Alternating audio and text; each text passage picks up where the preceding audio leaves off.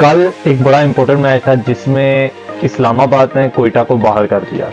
जी वही कोयटा जिसका जो हेड कोच है उसको हम पाकिस्तान का हेड कोच बनाने की कोशिश कर रहे थे। बेवजह प्रेशर की वजह से ना सरफराज की परफॉर्मेंस नीचे गई। मुझे याद है जब सरफराज टीम में आया ना, उसी वक्त लोगों ने बातें शुरू कर दी थी कि इसको पाकिस्तान का कैप्टन होना चाहिए। हालांकि उस वक्त जो पाकिस्तान का कैप्टन था वो शाहिद अफरीदी था। हम लोगों को ना अपना क्रिकेट बोर्ड ठीक करने की ज़रूरत है। अगर तो चेयरमैन पीसीबी ने ऐसे करके देखते रहना है ना, ऐसे कि मैं जा रहा हूँ सीधी सिमत में, जहाँ मुझे ये आजू बाजू वाले चलाएंगे मैं चलता जाऊँगा, तो फिर नकवी साहब आपका भी कोई फायदा नहीं है।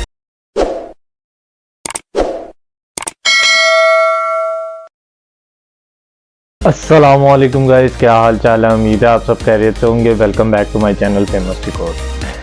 कल एक बड़ा इंपॉर्टेंट मैच था जिसमें इस्लामाबाद ने कोयटा को बाहर कर दिया। जी वही कोयटा जिसका जो हेड कोच है उसको हम पाकिस्तान का हेड कोच बनाने की कोशिश कर रहे थे, जिसकी तनख्वाह हम 20 लाख डॉलर के करीब लगाना चाह रहे थे, यानी कि 4 करोड़ रुपए तक हम उसकी तनख्वाह लगाना चाह रहे थे। उसी कोच की आपको परफॉर्मेंस के बारे में अगर मैं बताऊं तो उस कोच में कोयटा ने जो मैचेस जीते उसमें उनका मार्जिन बहुत कम था, लेकिन जो मैचेस हारे उसका जो मार्जिन था वो बहुत ज्यादा था। हाफ मैचेस जीते हैं, हाफ मैचेस हारे हैं।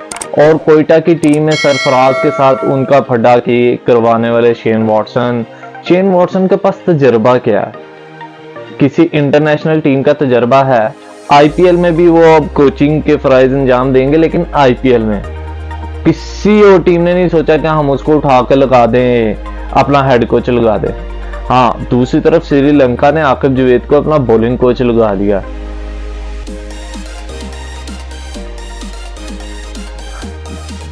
बहरहाल आकिब जवेद की सर्विसेज हैं। मैं यही कहता हूँ कि उसने हारिस रऊफ दिया, हमें शहीन अफरीदी दिया आकिब जवेद ने, इसलिए मैं आकिब जवेद को कहीं पे हाई रेट भी कभी कर जाता हूँ। लेकिन आकिब जवेद हेड कोच के मुताबिक मेरा ख्याल है बॉलिंग कोच तो वो अच्छे बन सकते हैं, हेड कोच मुश्किल है। लेकिन हम शेन वॉटसन को इसलिए हेड कोच बनाना चाहते हैं क्योंकि वो एक ऑस्ट्रेलियन है, एक अंग्रेज है, एक चिट्टी चमड़ी है उसकी, लोग उसकी बात सुनेंगे, ये करेंगे वो करेंगे। नहीं भाई, हमारा जो मुल्क है उसमें बड़े अच्छे प्लेयर बैठे हुए हैं। हफीज को उठाने का मकसद पता क्या था? क्योंकि उसके पास कोई तजर्बा नहीं था। तो क्या शेन वॉटसन के पास क्या तजर्बा है जिसकी बेस पे आप चाह रहे हैं कि शेन वॉटसन पाकिस्तानी टीम का हेड कोच ही लग जाए? डैरन समी ने पहले ही बता दिया कि भाई कि मैं इस तरह के किसी पोजीशन में नहीं हूँ मैं, लेकिन अगर लगूंगा पहले वेस्ट इंडीज का लगूंगा, वो तजर्बे करने के हक में नहीं है। छोटे मैचेस में कोचेस कुछ और होते हैं, इंटरनेशनली तौर पे कुछ और होते हैं। अच्छा, अब इधर से हैं, लेकिन शेन वॉटसन को बनाने का जो पीसीबी उन ऑफर पे कर रही थी ना, शेन वॉटसन ने भी इनकार कर दिया। उन्होंने कहा मैं कमेंट्री करूंगा, मैं उसके अलावा हेड कोचिंग की तरफ नहीं देख रहा। उसकी वजह पता क्या है? क्योंकि सारे जो आपके फॉरेन कोचेज हैं उनको पता है कि पाकिस्तान में हुकूमत चेंज होनी है, चेयरमैन पीसीबी कभी चेंज हो जाएगा, उनके कॉन्ट्रैक्ट खत्म हो जाएंगे, जैसे कि मिकी आर्थर ने किया था। मिकी आर्थर हेड कोच नहीं आया, उसने कहा मेरी मर्जी का पैनल होगा लेकिन मैं डायरेक्टर आऊंगा, कि अगर कल को आप मुझे हटाएंगे। उसने अपनी सारी शर्तें रखी और नजम सेठी साहब ने सब शर्तें उसकी मानी, जो कि पाकिस्तान के लिए इतना नुकसान था कि हमारे बगैर किसी काम किए वो सारे पैसे ले गया। उसका जितनी देर का कॉन्ट्रैक्ट हुआ था वो सारी पेमेंट करके ज़का अशरफ साहब ने मोहम्मद हफीज को हेड कोच और डायरेक्टर लगा दिया। अब मोहम्मद हफीज डायरेक्टर और हेड कोच आए, उन्हें मिला एक ऑस्ट्रेलिया का टूर, ठीक है, एक न्यूजीलैंड का टूर, दोनों फेल और बिल्कुल फ्लॉप शो। कैप्टन चेंज करा लिया, टीम में चेंजिंग करा ली, बाबर आजम को वन डाउन खिला लिया, लेकिन टीम परफॉर्मेंस जीरो। क्या फायदा हुआ? उसका फायदा हमें ये हुआ कि हफीज को हमने उसका पहला जो कोचिंग एक्सपीरियंस था वो जीरो कर दिया। अभी हफीज को भाई भेजते बाहर के आप कोचिंग सीख के आए, आप जाके छोटी टीमों की कोचिंग करे, किसी पीएसएल की फ्रेंचाइज की कोचिंग करे। वो बैठे मीडिया पे बोल रहे हैं और हम उसको उठा के पाकिस्तान का हेड कोच लगा रहे हैं। फिर उसके नतीजे यही होंगे इसी तरह हम शेन वॉटसन को बगैर किसी वजह के जो पाकिस्तान का हेड कोच लगाने का सोच रहे थे, उसका नतीजा यही होगा। एक चीज, अब आते हैं कल के मैच की तरफ। कल जो मैच हुआ उसमें कोयटा टीम पता क्या लग रही थी कि कोयटा टीम पहली दफा किसी टूर्नामेंट में खेल रही है। हालांकि कोयटा टीम बहुत अच्छी टीम रह चुकी है। एक वक्त में लोग कहते थे कोयटा टीम जो है ना वो दुनिया की कह रहा PSL की नंबर 1 टीम बन सकती है, क्योंकि इसका जो नदीम उमर साहब है, इनका शुरू से क्लब है और क्रिकेट से वाबस्ता रहे हैं ये। बाकी टीम्स ओनर जो है आकिब जुवैद, तो आकिब जुवैद के आने के बाद लाहौर कलंदर के ये मैचेस की तरफ गए, लेकिन बाकी जितने भी है ना उनका क्रिकेट से इतना नहीं था। उनके पास पैसा था, उन्होंने पैसा लगाया, टीम खरीदी, अब वो क्रिकेट में इन्वॉल्व हुए हैं। नदीम उमर पहले दिन से क्रिकेटर थे और उनका अपना क्लब था। अनवर अली, सरफराज, ये सारा कुछ उसी क्लब में से आए हुए हैं। हमने शेन वॉटसन को बनाया, उन्होंने बनते साथ पहली शर्त थी सरफराज को कैप्टनसी से हटा दिया। परफॉर्मेंस क्या हुई? अच्छा, कल मैं एक बात सुन रहा था, वो कहता कि हम इसी चीज पे खुश है कि कोयटा ने ना प्लेऑफ खेल लिया।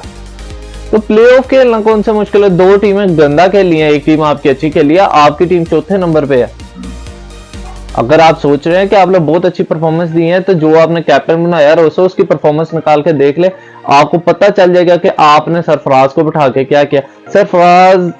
सरफराज से परफॉर्मेंस नहीं हो रही, उसकी वजह पता क्या है? एक तो उसके ऊपर बेवजह प्रेशर, एक वो अपनी गेम छाड़ गया हुआ।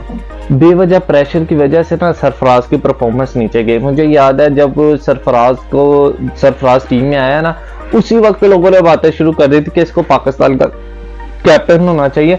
हालांकि उस वक्त जो पाकिस्तान का कैप्टन था वो शाहिद अफरीदी था। छोटा नाम नहीं था, वो बहुत बड़ा नाम था। उसने बहुत पाकिस्तानियों को खुशी दी है। बहुत मैं कहता हूँ कि पाकिस्तानी सोच नहीं सकते कि वो किस लेवल का प्लेयर था।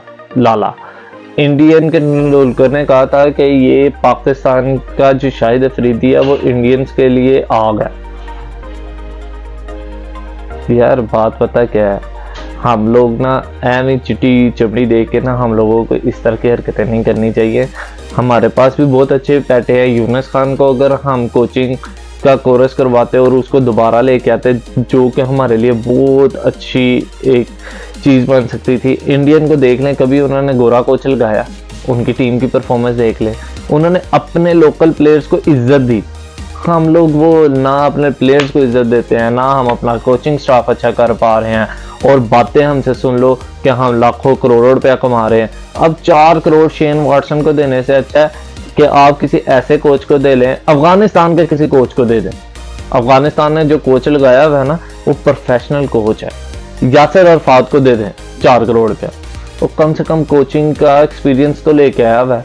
मोहम्मद हफीज के ऊपर पैसे जाया करने से बेहतर था हम अपने पैसों से हफीज को भेजते कि कोचिंग करके आओ।